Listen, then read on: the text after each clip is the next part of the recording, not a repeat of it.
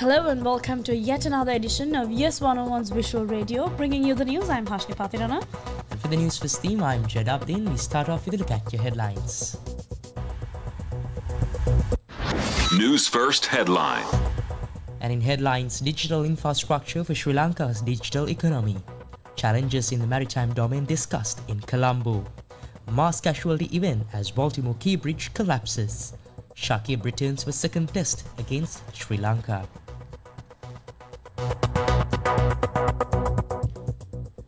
Now taking a look at your news in detail, and your top local story is the Sri Lankan President Ranil Wickremesinghe said that digital infrastructure is paramount to build the country's digital economy.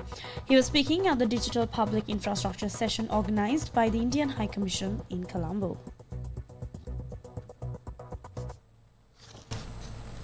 But certainly we have now reached a stage where we can confidently claim to have stabilized the economy. We've come to those agreements with the IMF, and we are talking to the OCC, the Official Creditor Committee, to China, and to the private creditors.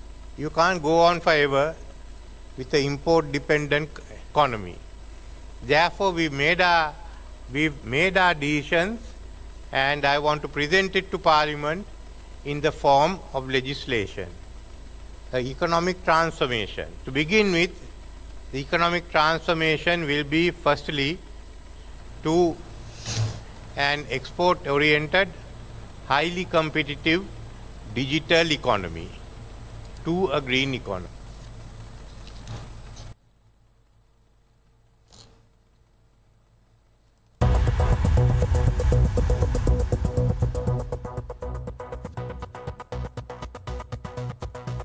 Digital Public Infrastructure session was named as a conference. I'll just put this up.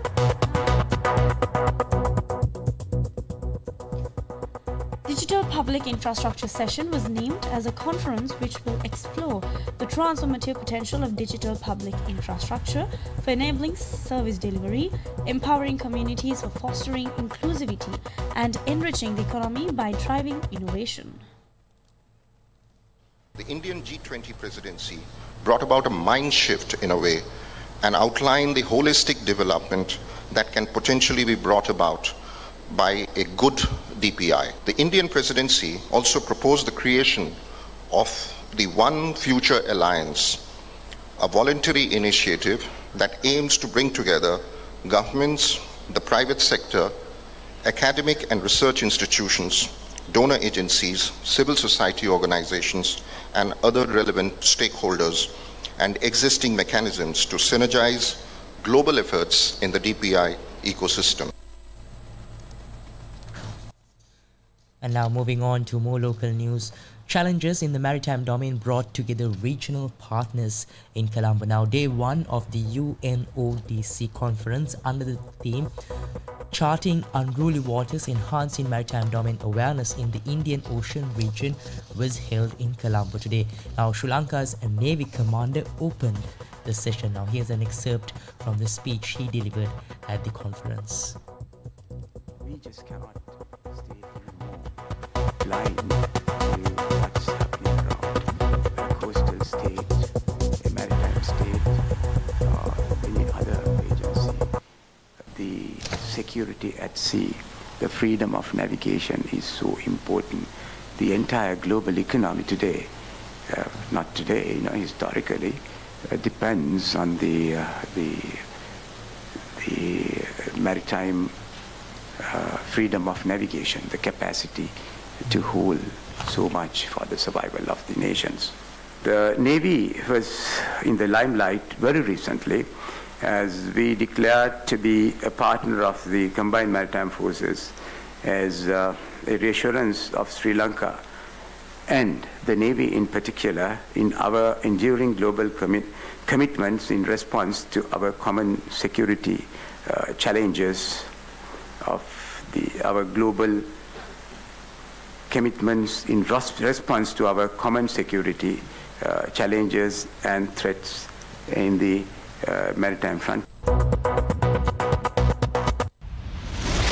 international news. Now, Jawad, we have a latest update for our international news coming up from Baltimore, Maryland. The 2.57 kilometer long Francis Scott Key Bridge in Baltimore, Maryland has partially collapsed after a ship hit it, and as many as 7 people may be in the water. The Key Bridge in the U.S. city of Baltimore was struck by the Singapore-flagged Dali container ship, according to ship tracking data. The vessel is 300 meters long and was on its way to Colombo in Sri Lanka. On marine radars, the Dali departed from the terminal at Port Breeze at around 12:45 a.m. ET. A Baltimore City Fire Department spokesperson has confirmed that the Baltimore Bridge collapse is a quote-unquote mass casualty event. The numbers of casualties are yet to be confirmed. Sports news. Yes, and now moving on to your update on sports. A bit of good news for Bangladeshi cricket fans. Now, Shakib Al Hasan has returned to the Bangladesh Test squad after being out of action for a year in the longest format of the game. Now, he has been picked for the second Test against Sri Lanka in Chattogram from the 30th of March. Now, Shakib last played a Test in April 2023 before an eye condition kept him away from Tests, although he has been playing white ball cricket quite recently. And with that, we wrap up this edition's Yes 101's Visual Radio. For the Newsfirst team, I've been Joy Abdin. And for the Newsfirst team, I'm Hashni Patirana.